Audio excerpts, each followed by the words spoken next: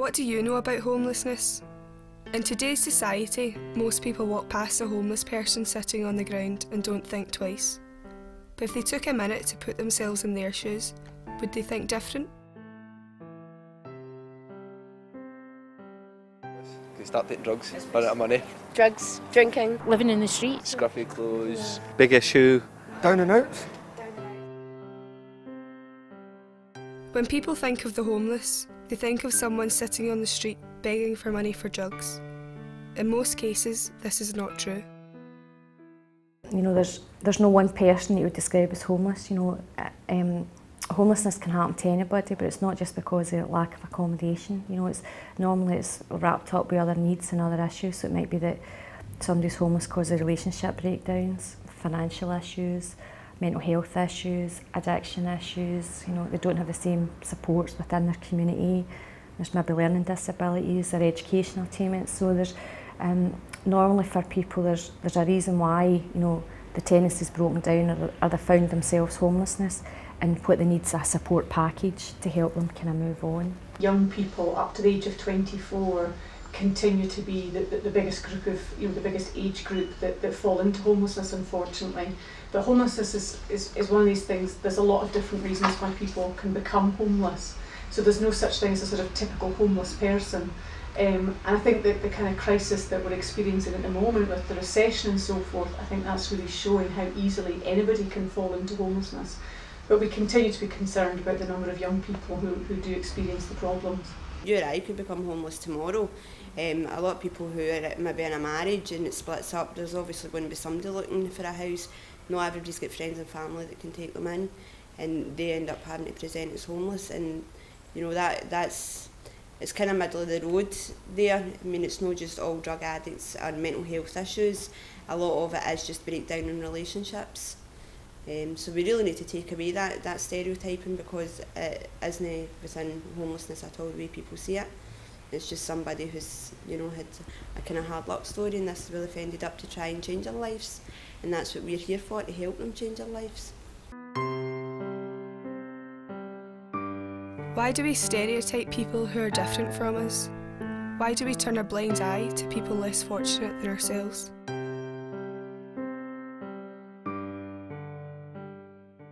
The headlines in the papers that might encourage people to think that, you know, being homeless is all about having a drug problem or something like that. And I think when you start sort of actually telling people what the true statistics are, and as I say, asking the right questions so that they can start thinking about, gosh, that's maybe somebody I know that could be in that situation, they make that connection, I think the penny drops and people start understanding what the problem's about.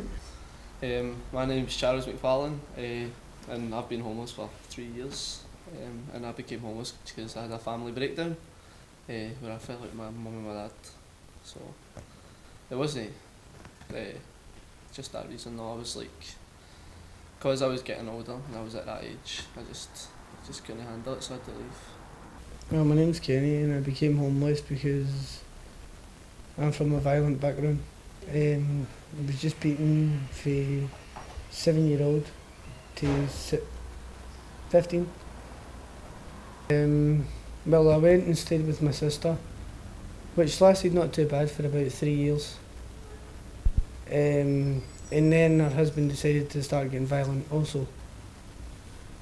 So every guy I seem to know is violent.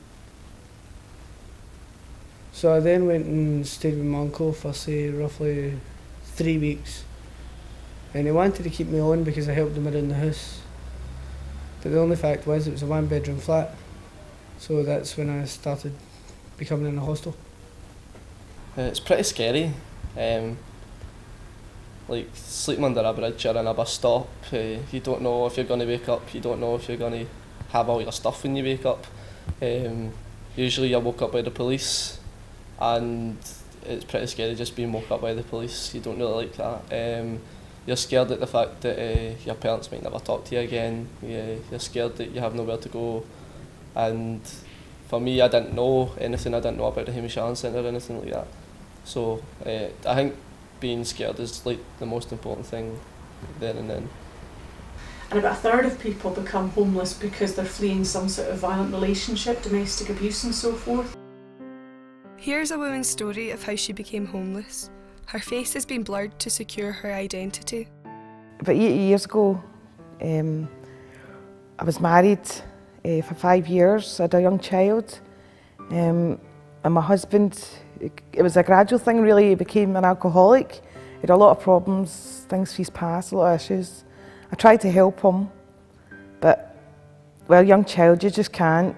And it became really violent, and he'd throw bottles on top of my head with my baby. I was sitting feeding my baby, and knives, bringing knives at my throat, and it was just, I just felt so scared and alone, and I was so vulnerable having a young child.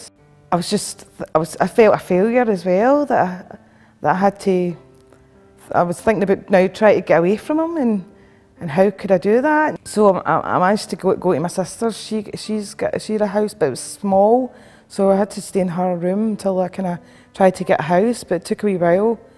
But when I left, my husband had left with nothing at all, and tried to rebuild my life again, and it was just I felt my dignity, it just went out the window, and that I was at the lowest I could be, but I'm still trying to interact with my wee girl and make her feel loved, and just I felt that no one really understood how I felt, and my family tried and they did help me, but I just felt that I'd failed, but I knew I had to leave him and I had to get to a better place and be safe, but getting there it was a slow process, and eventually I did get a house, but it was still empty, and I still had to try and get money to get all the stuff I needed, but eventually I did get there. But it was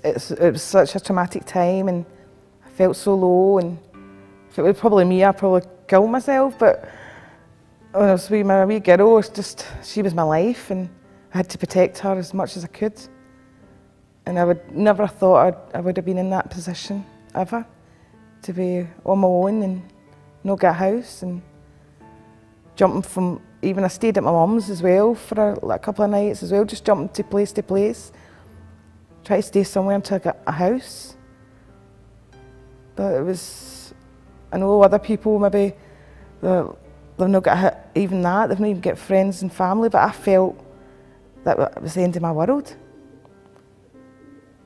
And I'm just thankful I'm still here today and I get through it. Unfortunately, her story is all too familiar.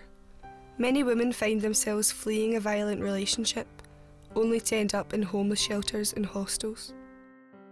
What is available to people in this situation? Blue Triangle is quite a large company within the homeless sector. We've got something like no far off 30 projects round about Scotland. We deal primarily in this project with people who are 18 to 35, and thereafter they go to different projects out with us. We provide support to people regarding their budgeting, their benefits, finding their house, how to sustain a tenancy. That can go from anything from their shopping skills, cooking skills, anything at all that will assist with a tenancy. We're there to provide support. My name's Heather Kelly. I'm the Children's Services Manager for the Glasgow Street Service. And the Glasgow Street Service is a crisis outreach service working with people who are homeless or at risk of being homeless in Glasgow City Centre. If people find themselves homeless through no fault of their own, it's about knowing where they can access where they can access supports and what they can expect to achieve, and what they can expect from services to give them. If they're not getting good services, how they can ask for better service. So all of that is really important, because that will help alleviate the homelessness. And we've been working in Scotland for nearly, well, just over 40 years, with our 40th anniversary in October. And we run a lot of services that are really about trying to make sure that people don't get homeless in the first place, and if they unfortunately do, trying to get them out of that situation as quickly as possible. The government set up a 10-year plan to help end homelessness by 2012. Scotland's got an internationally acclaimed legislative programme around homelessness, and that was something that we worked on very closely with various politicians when the Scottish Parliament got started. And we absolutely applaud the current government for maintaining that commitment. And the commitment's really about saying let's end homelessness by 2012. And it's a very challenging target, but we would absolutely believe it's an achievable target. And later on this year, we'll be looking to see how local authorities are doing, getting along towards that target. 2009 is about the halfway stage. And it's clear from our research that a tremendous amount of work's already been done and there's some real achievements. There's still a lot of hard work to do, and we want to work closely with government and with local authorities to make sure that we give them as much support as possible to get towards that ambitious but very positive, very important target. They had a lot of plans in place by 2007, I think it was, everybody was supposed to be priority homeless. That still hasn't happened as yet. So I'm a bit cynical, so we'll see if it happens. Well, there's a big push for homelessness to end in 2012. I don't think you'll ever eradicate homelessness. People will always, through circumstances, as I explained earlier, relationship breakdowns, financial, whatever. But hopefully what will eradicate is this kind of crisis homelessness where they find themselves on the streets with sleeping bags. Hopefully there should be mechanisms and enough structures in place that people never find themselves in that situation, and that support systems kick in at the first sign of problems instead of waiting until it all collapses. With the credit crunch and people losing their jobs, is the government's plans to end homelessness becoming a long and distant target?